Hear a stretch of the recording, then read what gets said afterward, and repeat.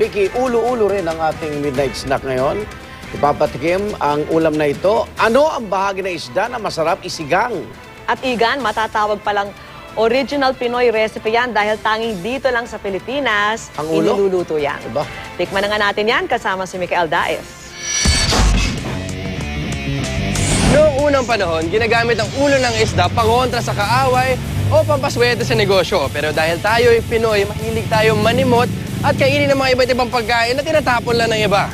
Kaya ang ulo ng isda, ginawa ng masarap na ulam. Welcome to Midnight Snack. At tonight, maghahanap tayo ng masarap at mainit na sabaw. Tara! Ang Pilipinas ay napapaligiran ng karagatan. Ito rin ang dahilan kung bakit mahilig sa pagkaing dagat ang mga Pinoy, kagaya ng isda.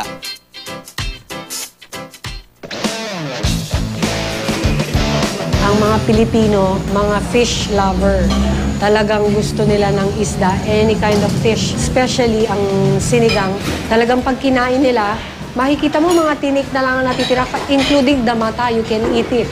Mas malinamnam daw ang laman o meat sa ulo ng isda. Isa pa, mayaman daw ito sa omega-3 fatty acid na siyang nakatutulong magpababa ng blood pressure. Karaniwang timpla sa ulo ng isda ang sinigang, na siya namang itinuturing na pambansang ulam daw ng mga Pinoy.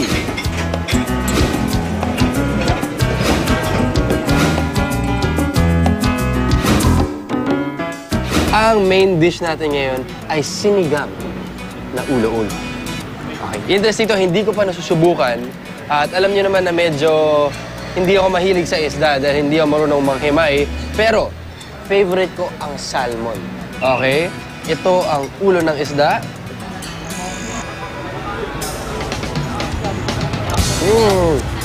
Maasim!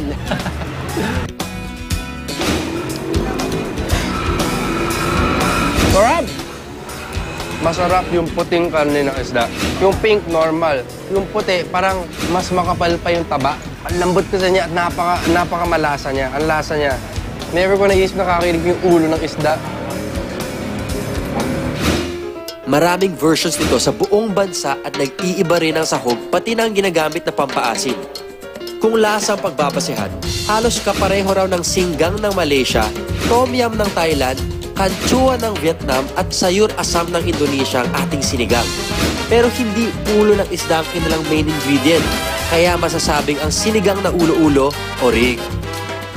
Oh, nagulat ba kayo? Kasi ako nagulat na nagustuhan ko pala ang ulo ng isda. Napakasarap niya. So guys, happy eating. Ako po si Micael Daes and this is Midnight Snack.